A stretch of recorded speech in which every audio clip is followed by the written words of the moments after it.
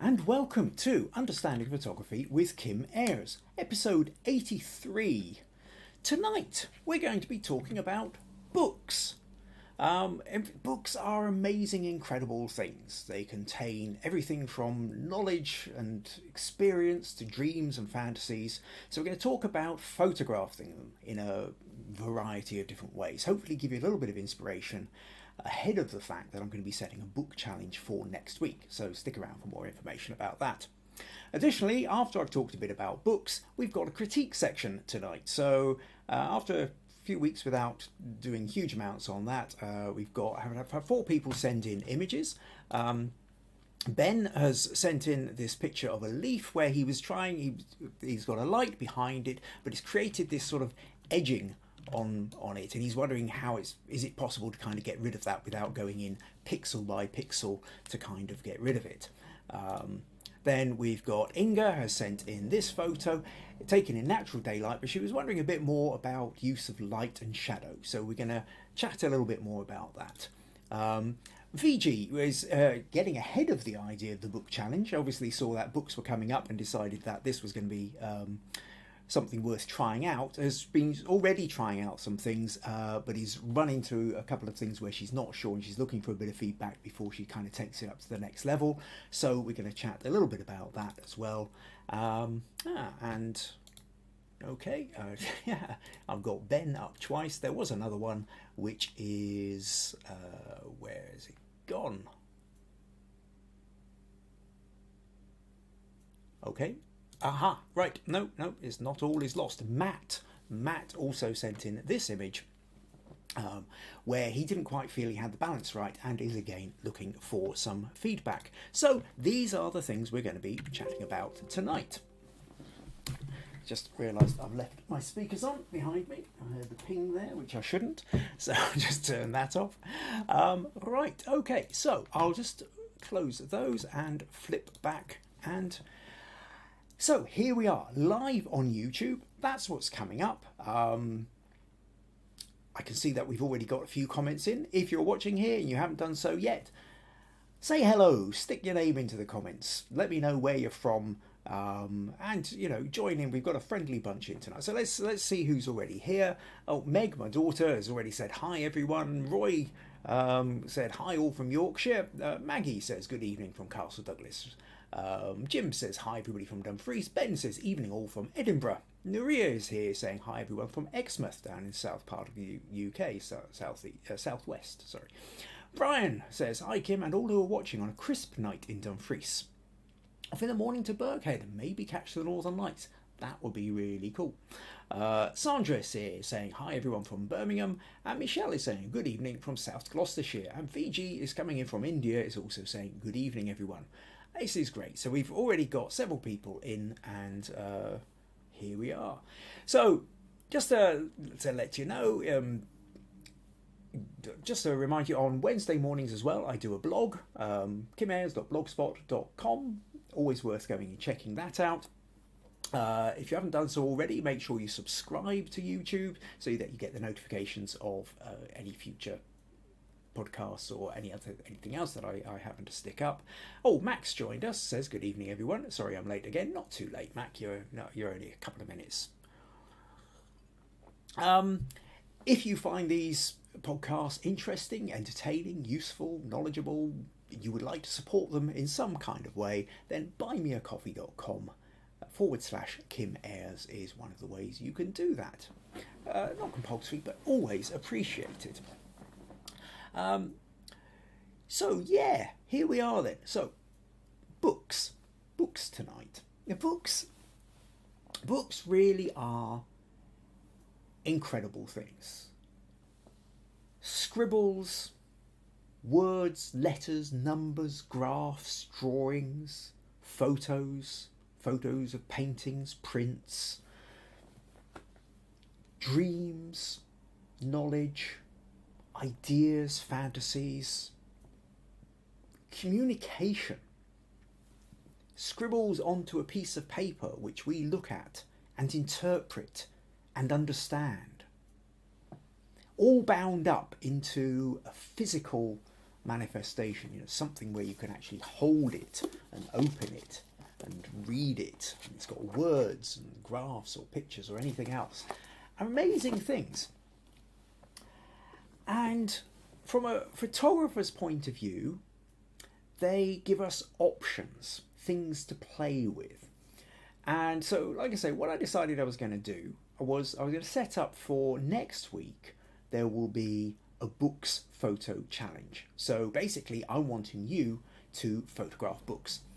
But as is the way that I continually do with these podcasts, I'm not just going to put that out there and leave it to you blank. We're going to talk about a few different ways you can approach it, because the whole point of photography, the whole point of these podcasts and the approach of these podcasts is to understand photography as a storytelling medium. Books can be a storytelling medium, but we're going to tell stories about books.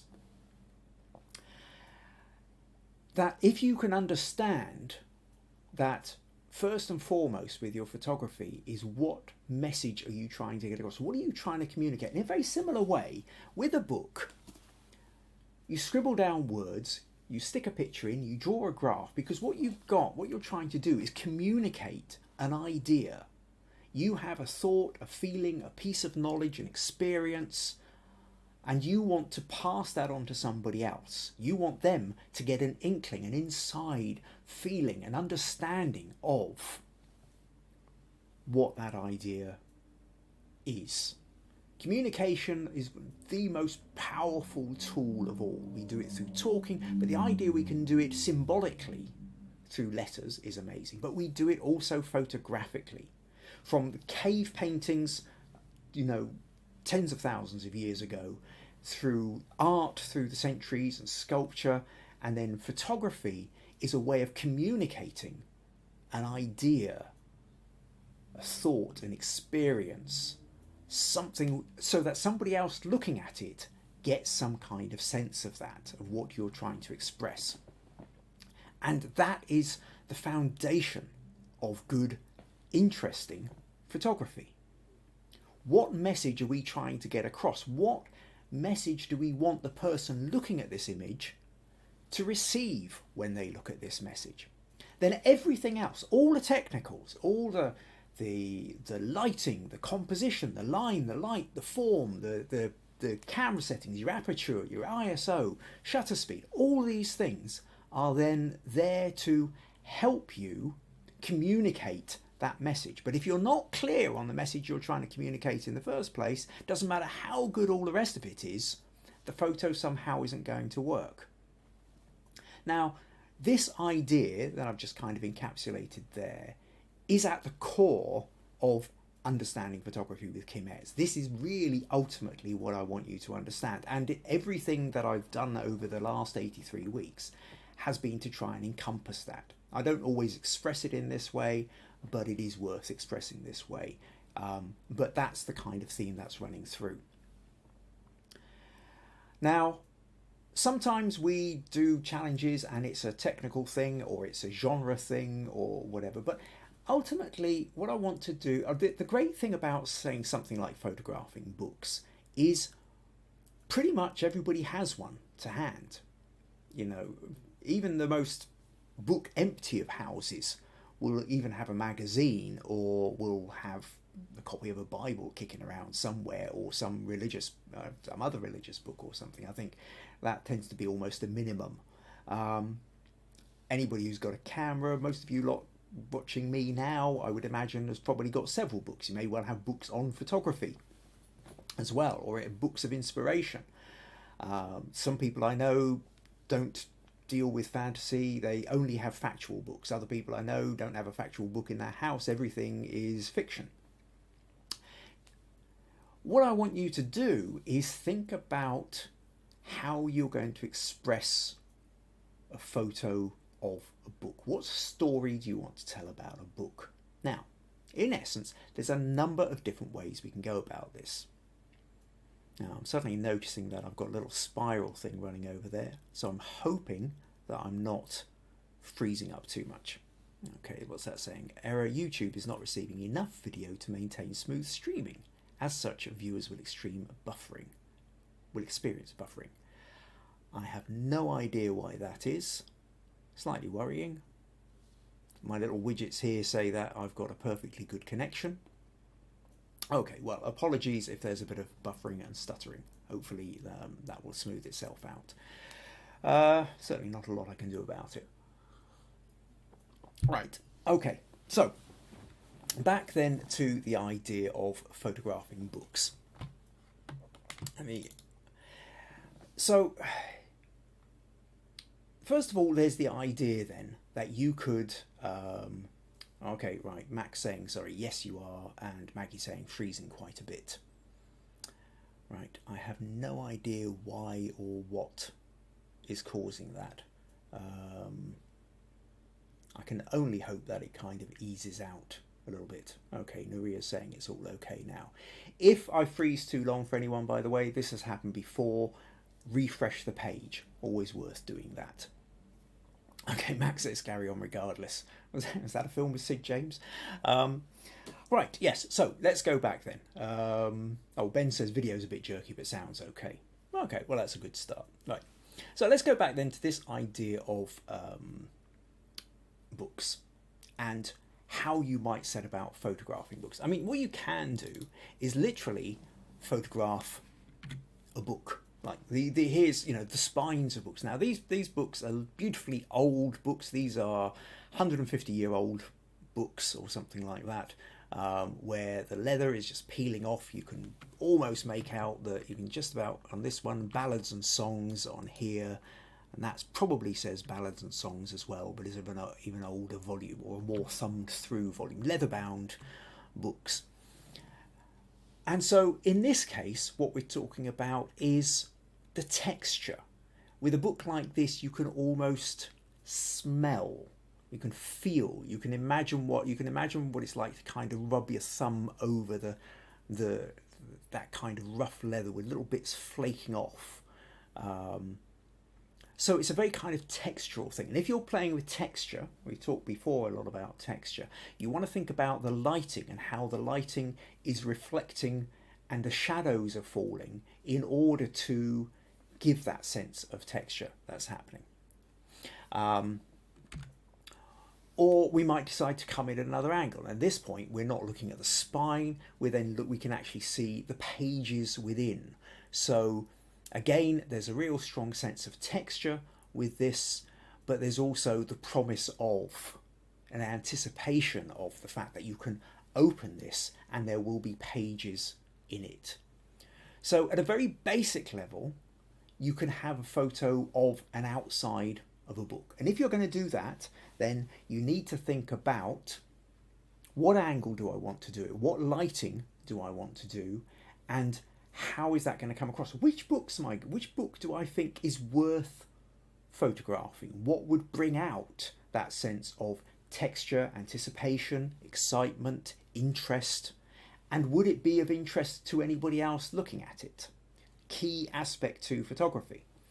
We're creating photos, if we're creating photos not just for ourselves as a point of memory, but as a communication device, we need to think that next bit over, which is how is it going to be seen by a different pair of eyes who doesn't have the experience of standing here in my place with this book in my hand?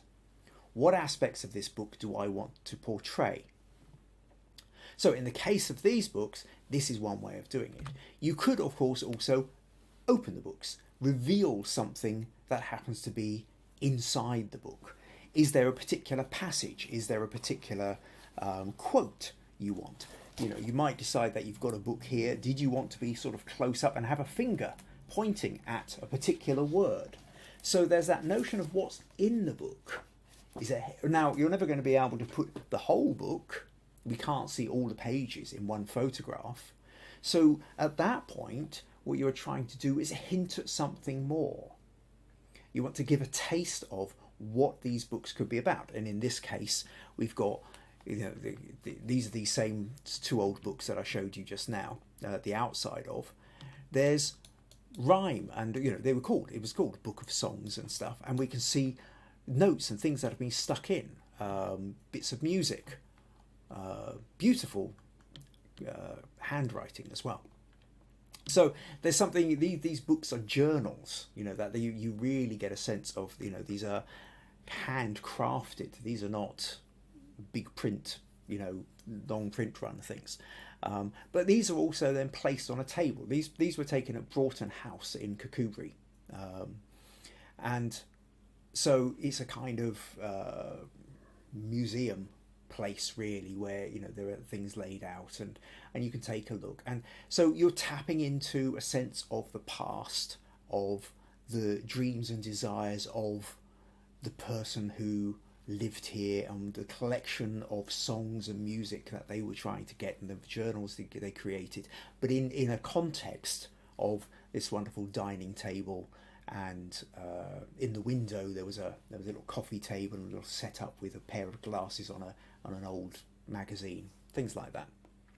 So you can go at it that way, or you might decide to try and get a sense of. I mean, here this is taken at the bookshop. It's called in Wigtown, which is the largest second-hand bookshop in Scotland.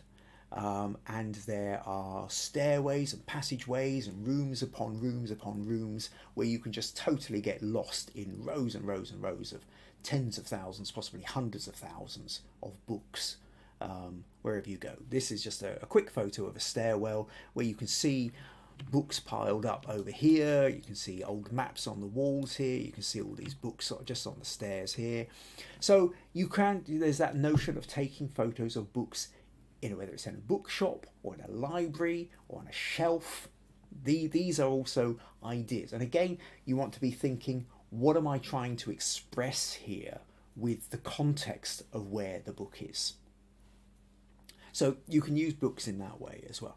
Of course, another way then is the notion of the interaction. And the primary form of interaction is reading. So you get a shot of somebody reading. Now, you can also create a context. Here we have somebody reading in the window, and you can see the town behind them as well. So, lovely sunny day, flowers in the window box, the street, this is also in Wigtown, street running down behind, light coming in, taken sort of slightly, so that we've got a backlight here, lighting up the woman holding the book. We can see there's a nice big thick tome. So we've got that sense where we're kind of creating sitting in the window. Now, you can also play around with the likes of this one. And some of you may remember I talked about some of these, the next set of photos I'm going to show you.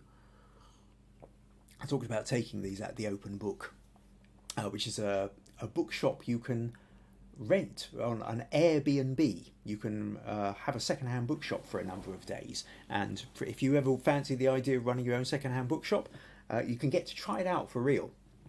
Or you can just lock the door and sit in there and read the entire time.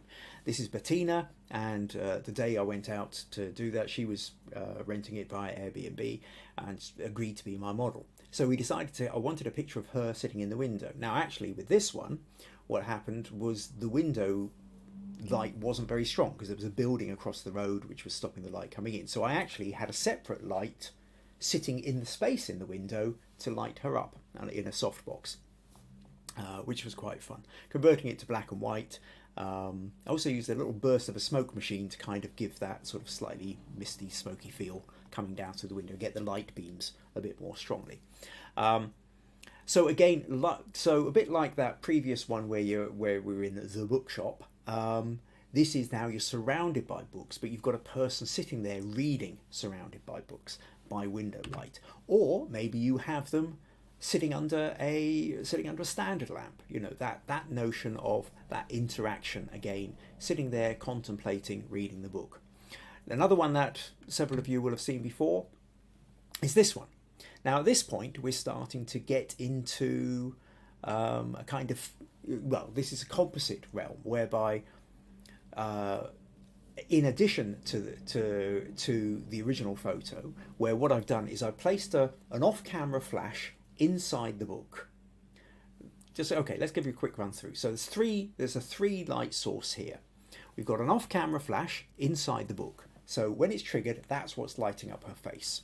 There's another off-camera flash in the standard lamp behind, because actually the lamp itself wasn't bright enough to be able to give me the light that I wanted. So I put an orange gel on a flash and balanced it inside the lamp. That's giving the light from behind. And then because both of the lights were the other side of that book, and you wouldn't actually see anything of her straight up, I had a light just to the left of me.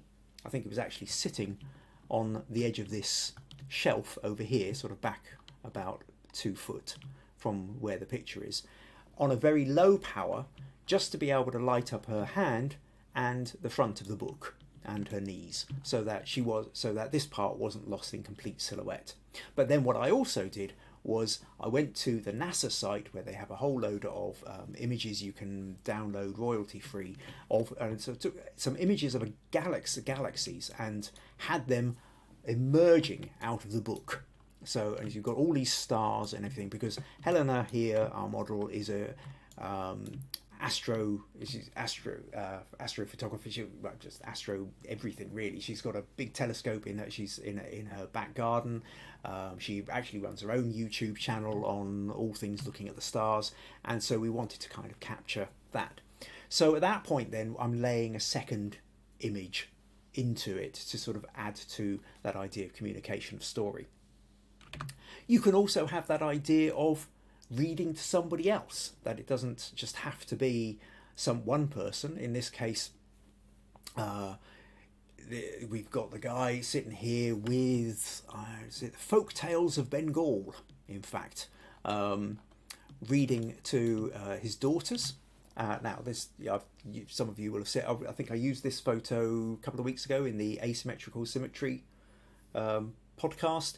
But in that point, I was talking about the shape, about the fact that it's symmetrical, but not quite. The daughter's slightly different. You've got the diagonal of the leg, and playing around with that. But that notion of books, we've got a wall of books behind him, we've got books on the table, we've got a book in his hand, and we've got the daughters leaning over his shoulder, looking at the book as well.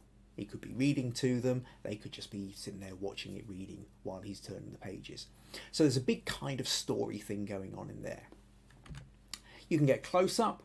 This one, again, some of you will have seen before. It's taken back at the same time I did the open book. The other one's at the open book Airbnb, where I had a single light coming down from the front, from the top rather, and I used a smoke machine, a burst of smoke, to create this really moody hands holding the book, and the smoke almost making it very kind of mysterious. So now it could almost be like a book of magic and spells, perhaps.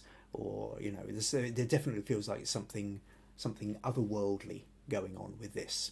Or then we can go to the point whereby we're getting really fantastical. Again, we're in the same shop. This is the same corridor where you just saw Helena. Helena was reading her book. She was just sort of sitting here. Now we have Sarah and Sarah's daughter sitting in the back here. And I placed a giant softbox into a gap in the bookshelves on this, and then photoshopped a book into the space afterwards. So now what we have is woman in white dress, wedding dress, looking at a giant book, and I also warped the edges of the shelves here so that they're curved round, and that kind of gives this sort of strange fisheye look, almost like you're kind of looking through a little portal into some strange world that's going on. So there are ideas to play with, lots of thoughts, lots of ideas. The whole point with the books then is that what stories can you tell about books? And it can be anything from still life. I've got a book here, I'm going to arrange this book with other things. Perhaps I'm going to arrange this book with a pair of glasses. I'm going to have a mug of coffee next to it. I'm going to find a book which has got a coffee stain on it. Maybe it's a puzzle book with pen scribbles in it. So there's that idea of still life. What can I do with a book in a still life context? Or there's that notion of a book in a context of a place of books. Shelf, library, bookshop.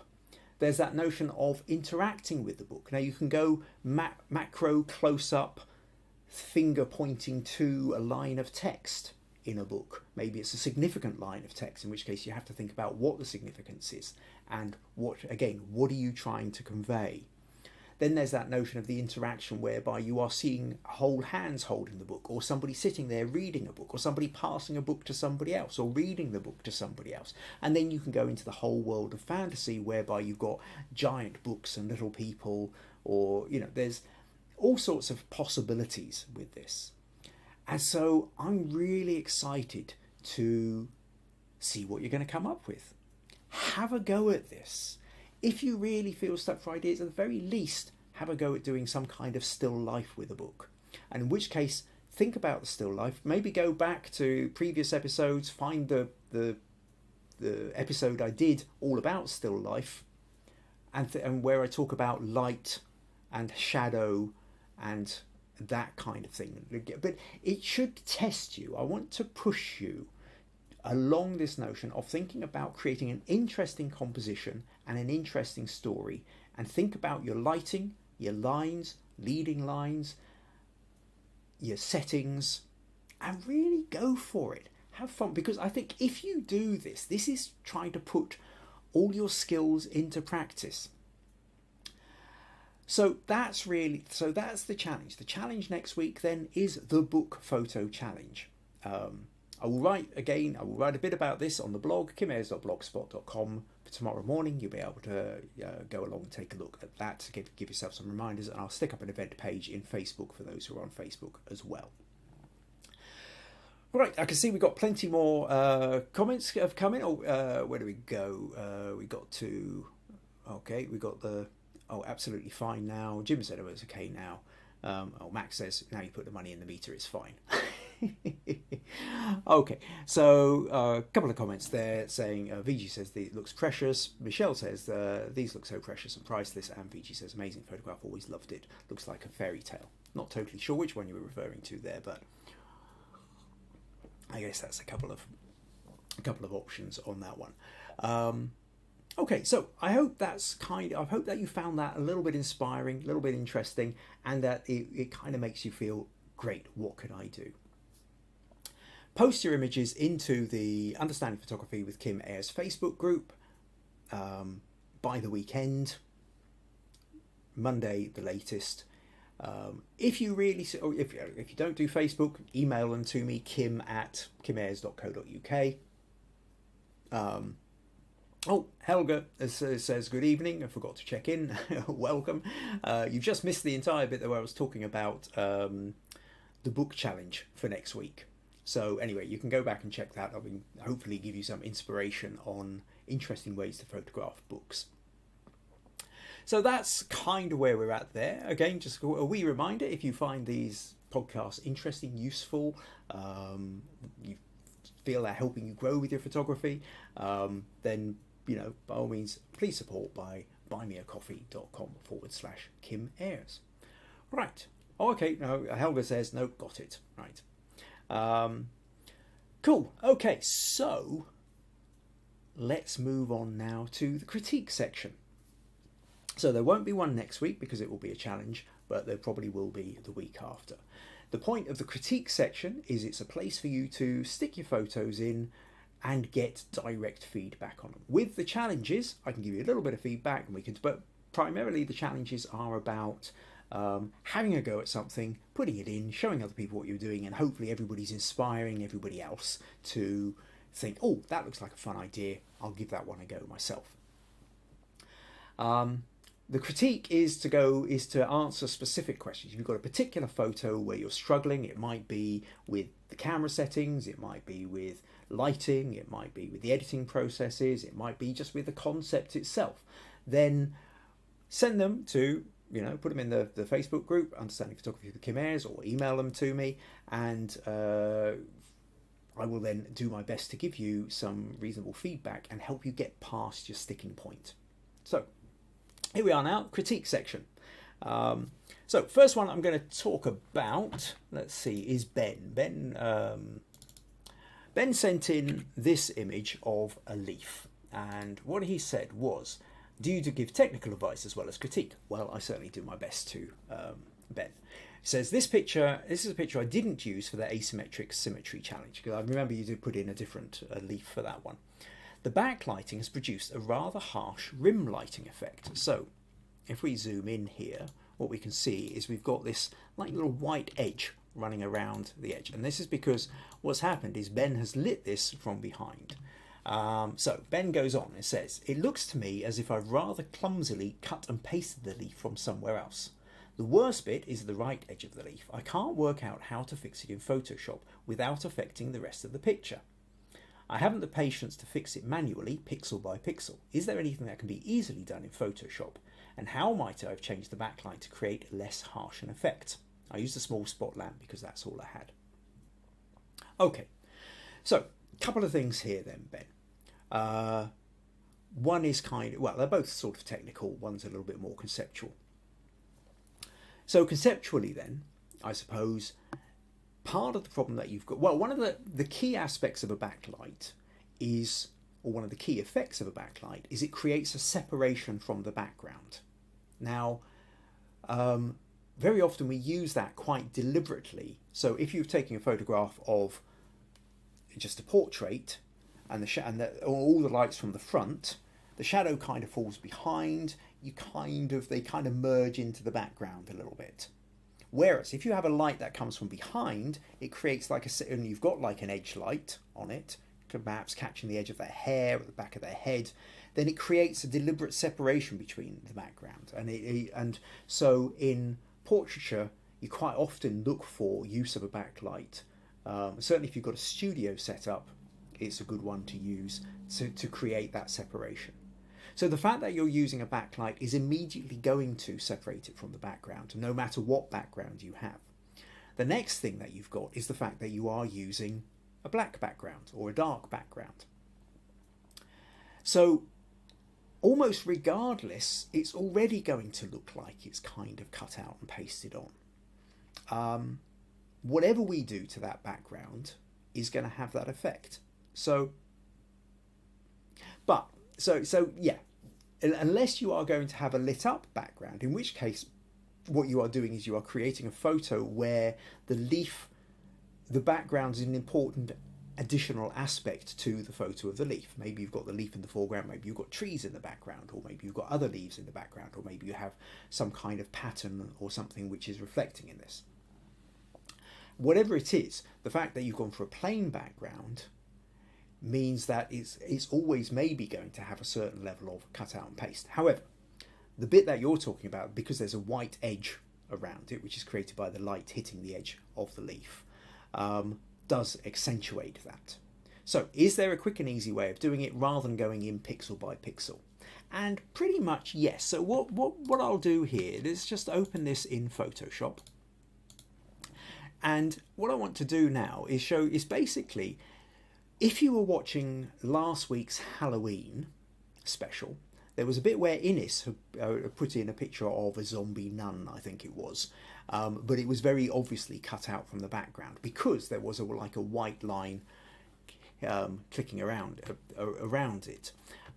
It hadn't been blended in particularly well, and the solution to that kind of works here as well. So what I'll do is we'll do this quickly. I'll do a accentuate that, duplicate that layer.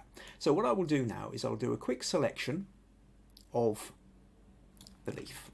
Now it's also selected, so I'll just come back around here, get the edge bits like that, and just try and get that in. And I think we're kind of more or less there. So what I will do is I will then, we'll not worry too much about the other bits, but just to show you, I will copy that and paste, no, not that. Yes, this is a good point. I'm going to select, I'm now going to inverse the selection, where are we? Yeah, inverse the selection. So now instead of selecting the black, it's inversed it, so I'm selecting what's inside the black. So I've got the leaf, I'm going to copy the leaf, and I'm going to paste the leaf. Now at this point, you're not going to see any difference. So if in between these layers, I'm going to stick a new layer, and I'm going to make it black, in this case, though we could, if we wanted, make it any color we want. I mean, if I go to hue, saturation, colorize, lighten, So there's the colour eyes. Yep, lighten that, change the colour, boost the colour. So, you know, we can, but whatever colour background we have, we've still got this problem of we've cut it out and we've still got this white edge.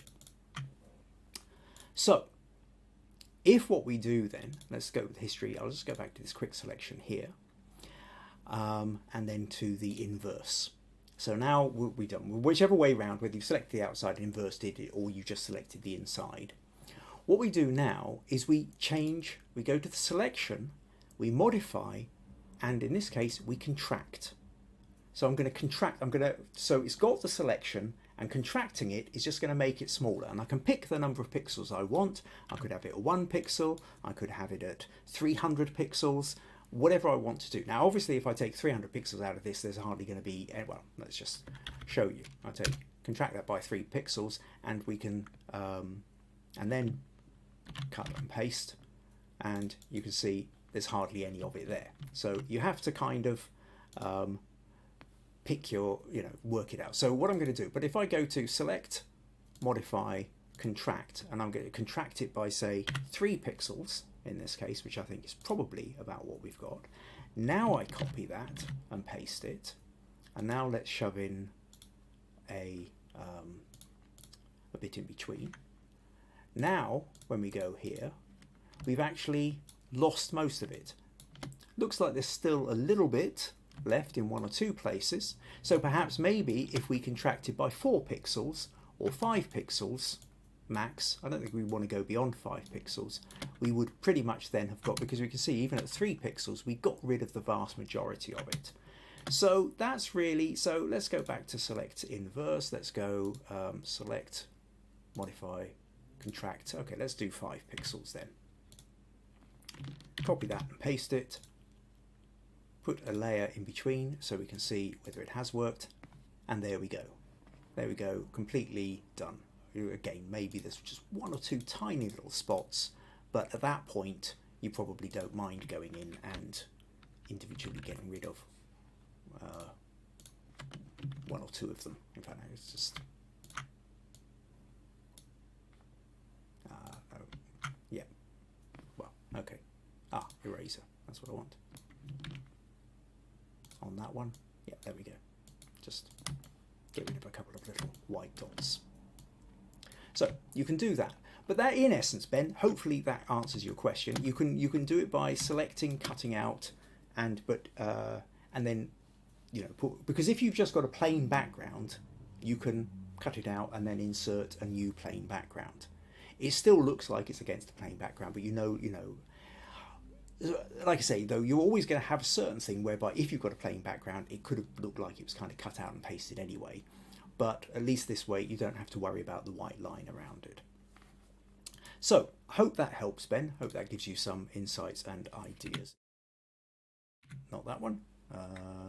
Where are we? I need to do that and that. That's what I was trying to do. You would have thought after 83 episodes I would actually have the hang of this now.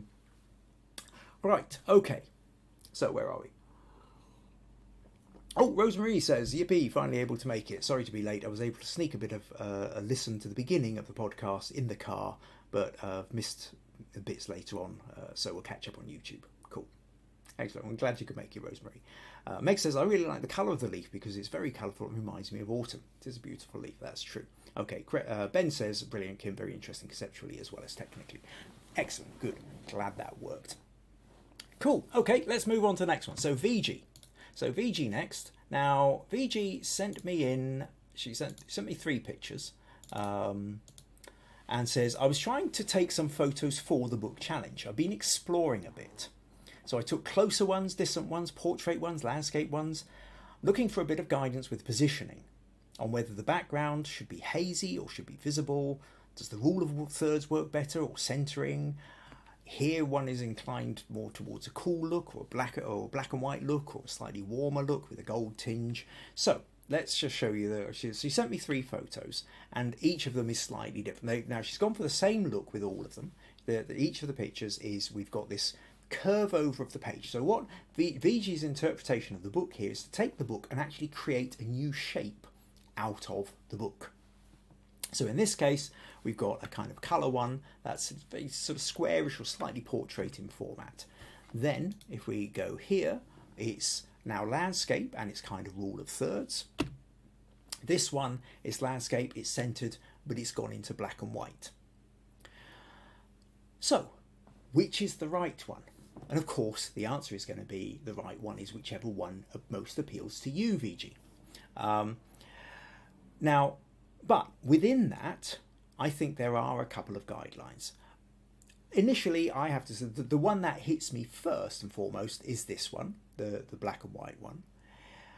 But large part of that is down to, well, it's two things. First of all, it fills the frame better than the other two. If we look at this one, there's quite a bit of gap off to the right, but it's still kind of okay.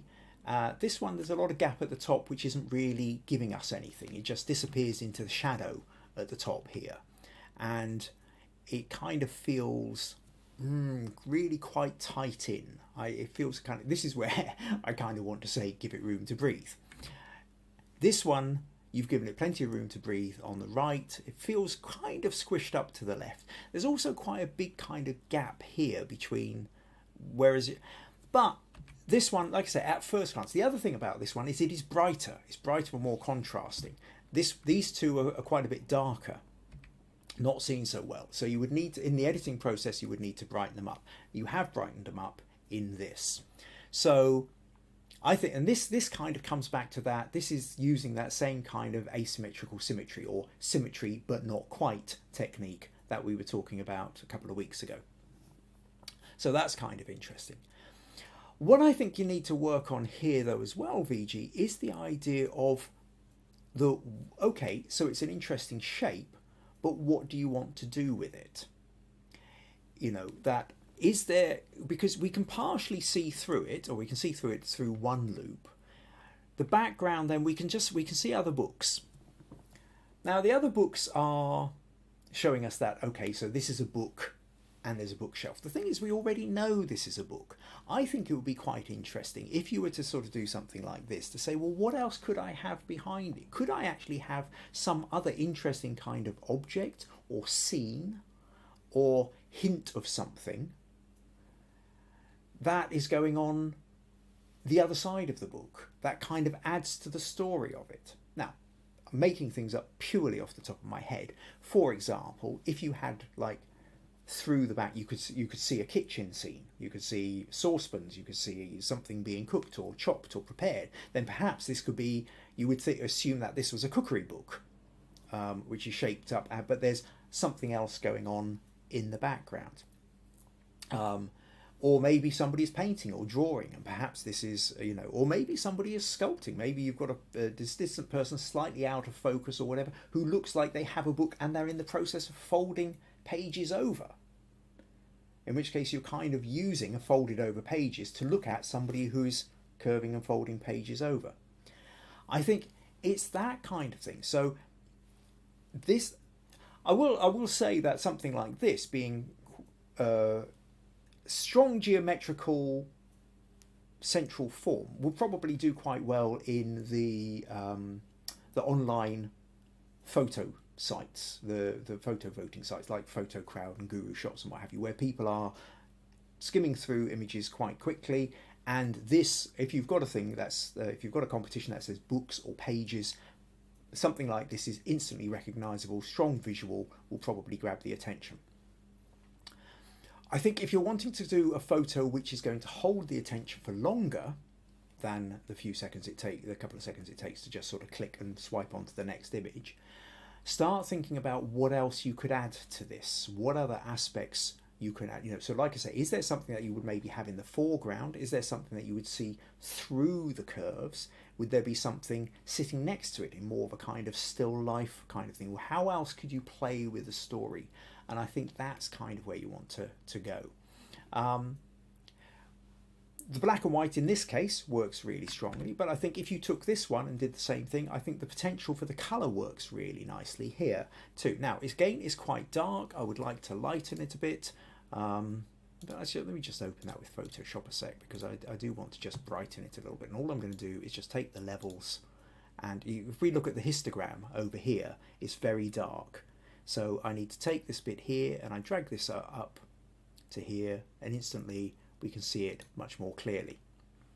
And I quite like the fact that there's a bluish tinge and you've got a kind of yellowish tinge in the back as well, or other, you know. You can play with sort of subtle and soft colours, and that kind of blue-orange or blue-yellow contrast is quite a nice one to play with as well. But if you had this one, sort of essentially like this one, that would work as well. But like I say, what I quite like about this, it feels slightly unbalanced. It feels like you need something more here than just that book in the background. I mean, this is where people have fun with little, maybe even little toys and things, or some kind of object which is going to enhance or even change the narrative of this image. So I think you're definitely onto something here, Viji. It's a nice shape, and certainly there's nothing wrong. You know, there's a strong geometrical one, the black and white version that you have. I think the next thing, if you're thinking, what could I do with it next, is to then start thinking, are there any other things that I can add to? Remember, every other aspect of the image over and above the thing you are actually photographing is either adding to or detracting from the narrative you're trying to convey. So what else can you add into it that isn't going to detract from the narrative but might enhance it, or even change it to something a little bit more unexpected but still really interesting, which, well, I suppose is then an enhancement as well. So I like the idea. I think like I said, when you're talking about it on itself, that's a nice strong one where you've got it centered. You can partially see through. We already know it's a book. Do you need more books in the background to emphasize the fact that it's books, or could you have something else? So I hope that gives you a couple of ideas to play around with, ways to explore what you're going to do with the book challenge. But I'm really looking forward to seeing what you're going to come up with there, Viji. Okay, let me close that and come back round.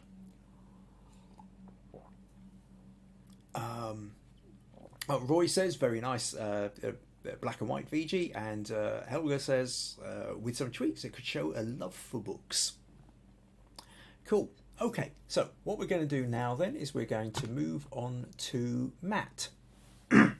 Matt says, I saw you were doing critiques. I was thinking on one to turn in and had this one that I never posted because it didn't turn out the way that I wanted. So let me find Matt's picture and let's flip across.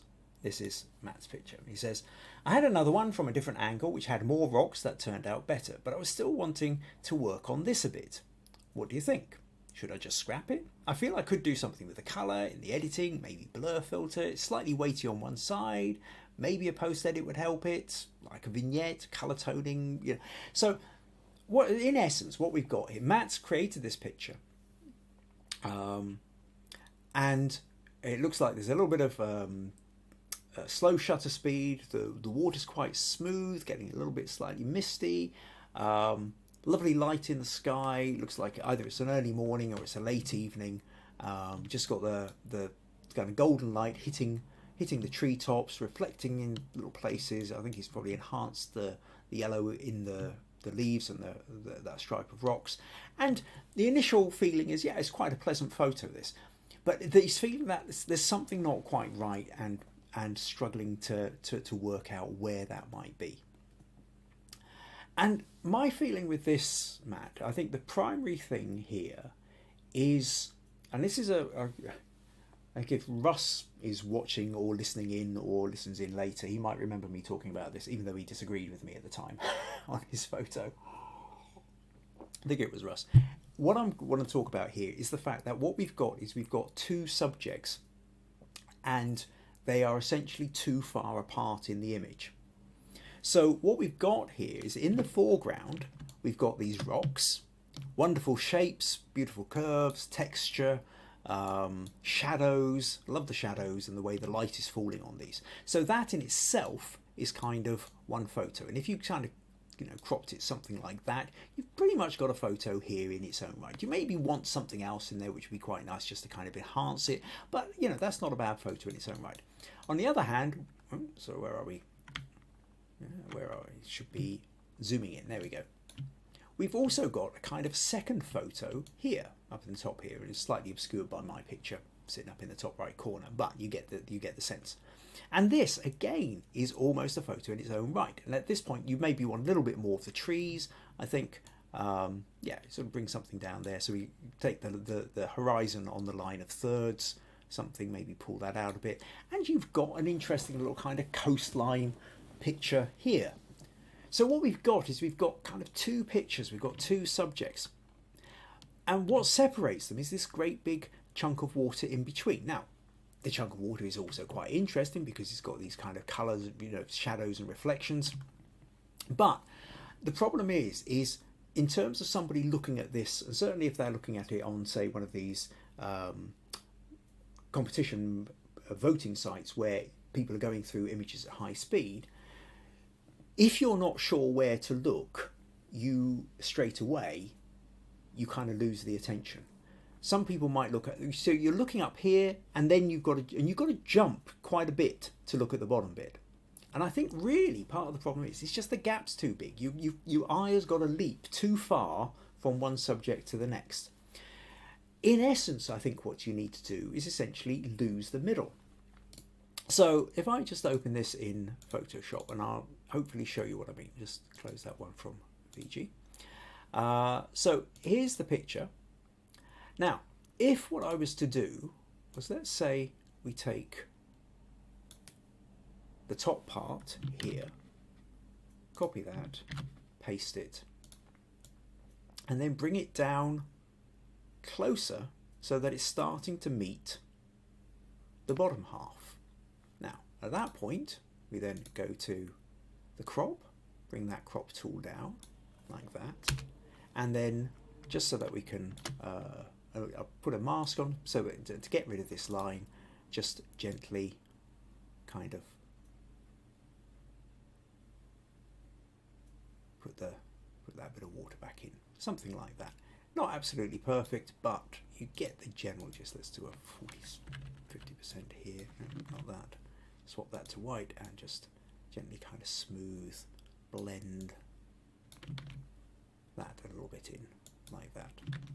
So that gives you a kind of a bit of an idea. Now, and then I think there's probably a bit too much rock at the bottom. This kind of feels a bit heavy. So I'll tell you what, let's actually make, and it's also not quite portrait. So I think this would then probably work better as a square crop.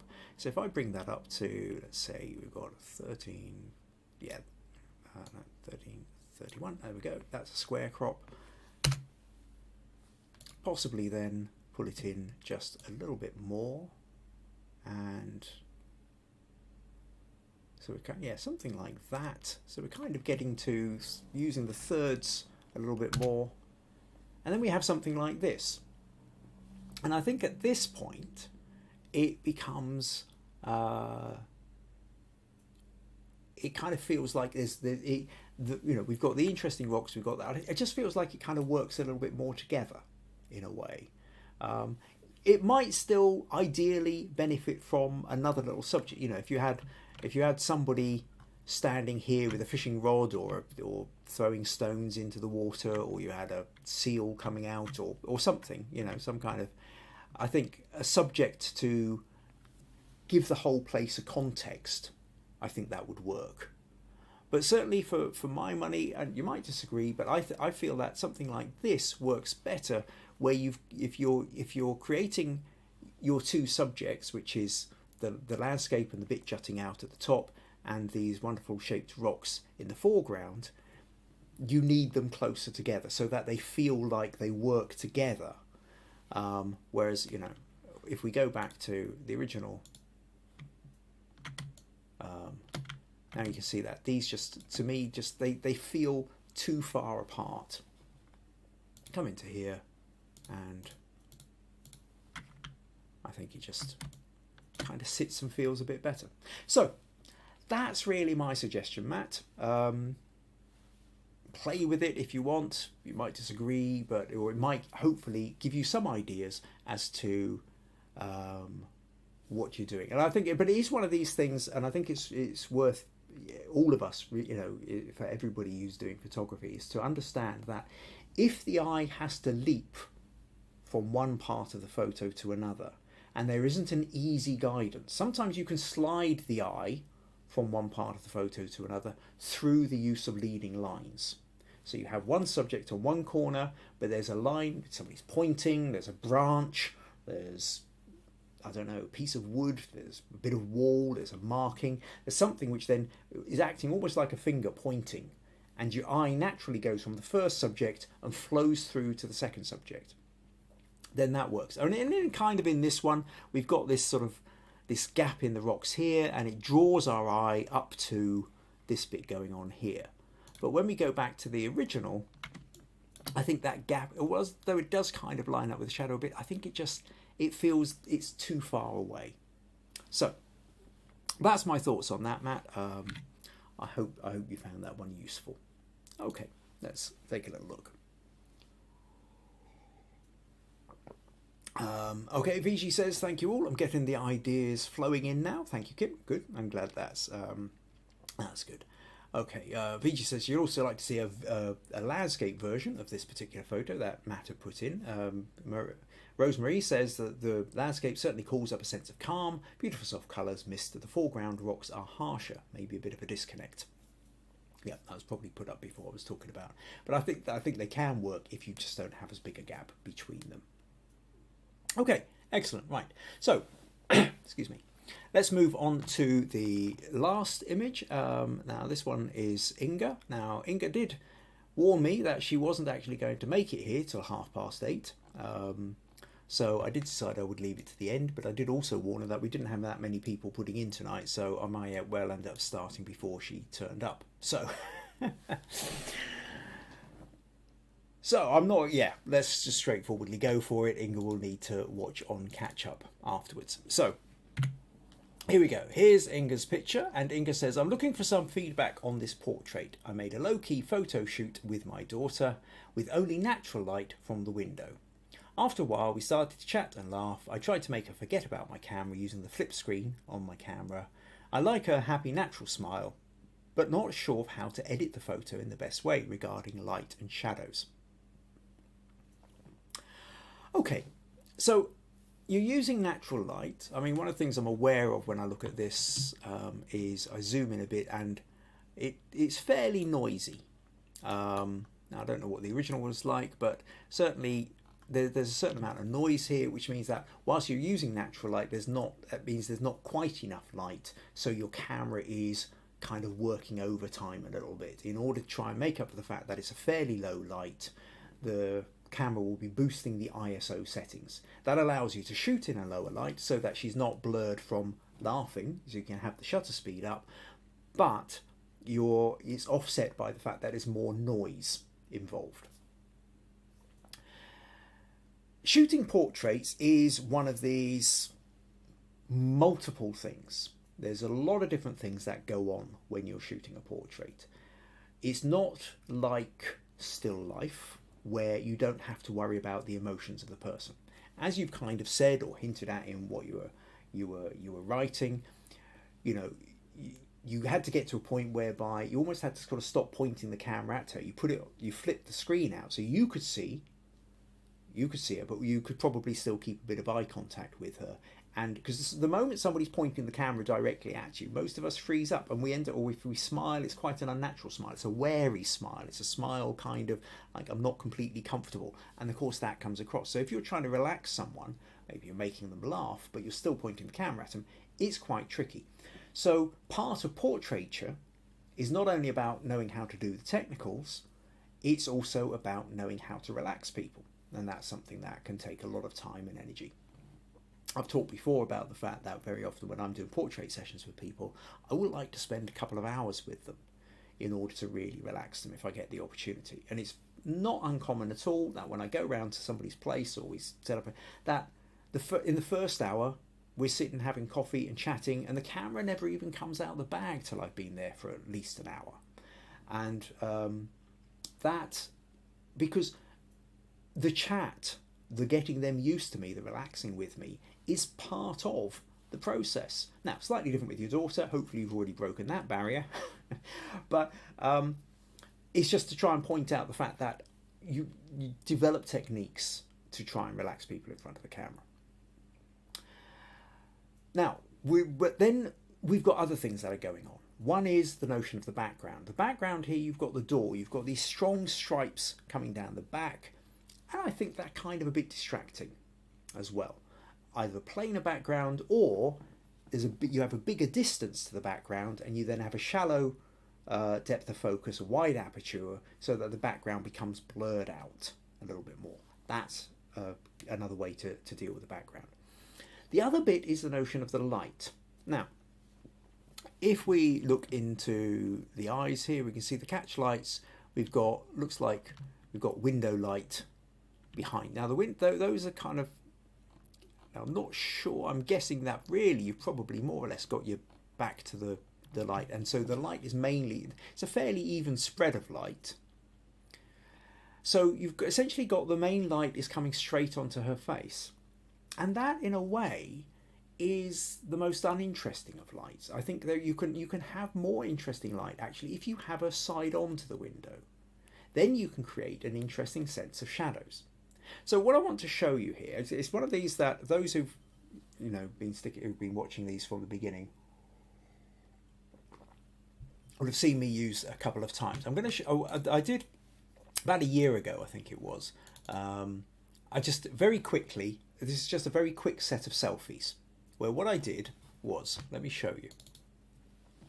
Took the first one with the window behind me, right? Now at this point, as well as having like a window frame sticking through the middle of my head, the point is with the lights, this is about light source and how the shadow is falling on my face. So here you can barely see my face at all, but you are getting some light on the edges of my head because essentially what we're talking about is a backlight. Now, the next photo, I then moved around a little bit, and now what we can see is about 2/3, 3/4 of my face is lost in shadow, and I'm lit on the side. So you're seeing part of my face, and now the background, again, we'll ignore that for the moment.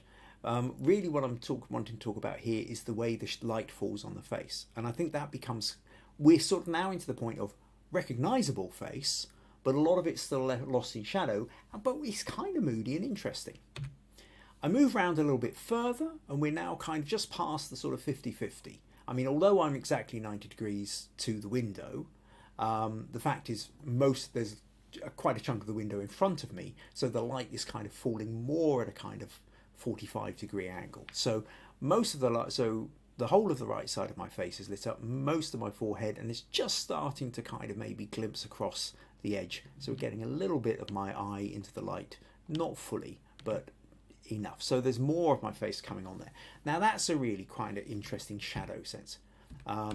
Move around a little bit further, and now we're at a point whereby most of the light is falling on my face from the window, but again I'm not 100% onto it. So we've got some of the face is still a little bit in shadow, and I think we've got a little bit, it's slightly darker on the left of my nose than it is on the right. It's darker on the left side of my face than it is on the right, and I think that becomes still also a kind of slightly interesting. When we move on to the next one, I'm now more or less straight on, or maybe slightly past. So now the right side of my face is just starting to drop into shadow, but most of it's kind of straight on.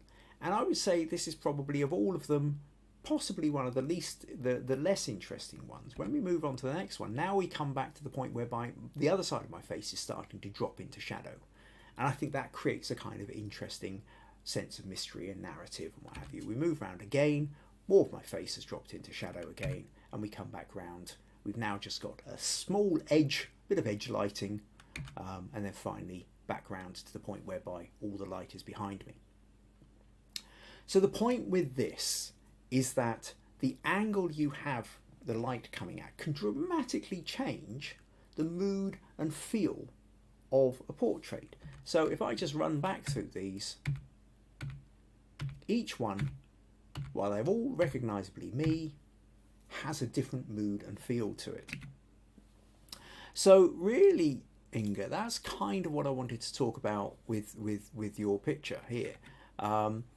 That if you're fine, you go by window light, but two things you have to think about, as well as whether she's relaxed and all the rest of it, is what the background is doing, but also where the light is falling. And I think really when you're doing portraits, if you really want to lift that portrait to another level, I think the use of shadow becomes a powerful tool in your toolbox. I think start understanding that notion of light and shadow on faces, and you could really elevate what you do with portraiture. Because portraiture isn't just about capturing a likeness. Now, don't get me wrong, you will always love this photo. This is your daughter and she's smiling. What parent can possibly want more from a photo? But if you're talking about trying to convey an interesting photo to people who don't know your daughter, people who don't know, and you're wanting to try and enhance your portraiture skills, then I think learning that use of light and shadow and how shadow can fall on the face, I think is a really strong one to learn. So I hope that gives you a few insights, a few ideas there, Inga. All right, okay, Inga has arrived. Oh, so is April. April says, hi everyone, just got back from work. And Inga says, sorry I'm late, good evening everyone. So yes, you've just kind of come in right at the end there. Helga says a bit of catch light in the eyes and the 50-50 lighting would be nice. Yep, I think so. And there's a few hellos and good evenings and all the rest of it. Viji says, beautiful smile, feel it's cut just below the neck, could be cut up to the chest or waist size. That's true. I mean, there's a whole other bits and pieces that can go on there about positioning. I think quite often if you're doing a headshot, get to head and shoulders, try and get a bit of the shoulders in so it doesn't feel like it is chopped off at the neck. Actually, let's just run back to this a little bit and flip back. Just to do, anybody who was watching, was it last week? I can't remember now whose picture it was I was talking about. It was last week or the week before, talking about cropping, and that what you want to avoid doing is crop. If you're cropping at limb, there's an arm hanging down. Don't crop at the elbow or the wrist. Don't crop on the joint. Crop halfway through. Likewise on a leg, crop at the thigh or crop at the shin. Don't crop at the knee or the ankle. Yeah, that's right. It was Megan's photo in the Halloween challenge last week. Was talking about that. I think similarly with headshots, you kind of want to watch about cutting at the neck. There's also bits here where there's kind of a little bit too much space on the right, not quite enough space on the left. There's a whole bunch of things you can mess around with when it comes to portraiture. But ultimately, to go back to really, I think the key thing, what I'm trying to pull out of this is that what you said was you were not sure how to edit this in the best way regarding to light and shadows. So that's why I've decided to concentrate my response in this case on the point of light and shadow. So I hope that proves useful. Okay, so Inga says, got the last part, have to recap tomorrow. Yep. Cool, right, okay, so that pretty much brings us towards the end of the podcast. Just to remind you, if you found this interesting, useful, entertaining, feel like you're getting a lot out of them, then please consider supporting the podcast by buymeacoffee.com/Kim Ayres. Next week then is the book challenge. So for those of you who watched the beginning, or for those of you who are going to go back and watch the beginning after this is over, or for those of you who are going to follow my blog, which should be up around by midday UK time tomorrow. Lots to talk about for the book challenge next week. So just as a kind of summing up again, what we're talking about is I want you to photograph books in a book or books plural in an interesting way, in a way that makes the book part of or the whole of the story. Remember, photography is a storytelling medium and you are trying to convey some kind of mood, feel, idea, concept to the person looking at it. What can you do if the book happens to be your subject? Books themselves are all about conveying ideas, moods, concepts, facts, fictions, dreams, hopes, details, whatever. Can you do the same thing with a book? This is to test you, to push you with what you can do with your photography. Because if you're going for a still life kind of thing, you need to think about your light and your shadow. Well, you need to think about your light and your shadow, your lines, your composition, your camera settings, whether it's a still life, whether it's somebody reading it, and is it an interaction with the book, whether the book is in a library or a bookshop, whether you're, or if you want to go off and play with composites. If you are going to play with composites though, and play around with the editing, I want you to see creative editing where it doesn't look like something was just clearly cut out and pasted. Try and make it look so it blends in. So that's it. So like I say, get your images in for the weekend, ideally, Monday at the latest, and then next Tuesday, which will be the 16th, I will go through the photos that are sent in, and hopefully we can kind of all inspire each other to play around with the photography. But have a go at this, have fun with this. If you really run into problems, stick a photo in and tell me what the problem was that you ran into, and I'll try and give you a little bit of critique and feedback on that next week as well. Meanwhile, I will just say, this Friday, a little bit of fun for me. I'm heading off to the Dumfries and Galloway Life Awards.